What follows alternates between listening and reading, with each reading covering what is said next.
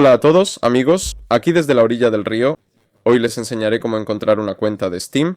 Para encontrar una cuenta de Steam, entramos a la página de Steam y hacemos clic en Iniciar sesión. Luego hacemos clic en que no podemos iniciar sesión y, por consiguiente, olvidé mi nombre de usuario o contraseña. Aquí ponemos nuestra dirección de correo electrónico o número de teléfono. Sí, y pasamos el captcha. Clic en Buscar y solicitamos el envío del código de verificación. Listo. Luego vamos al correo. Llegará más o menos un correo con el nombre de usuario ya indicado, pero esto no es el final. Aquí podemos hacer clic en Necesito otra cuenta.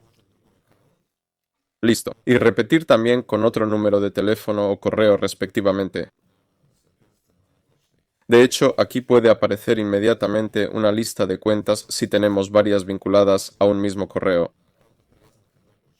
Eso es todo. Adiós a todos.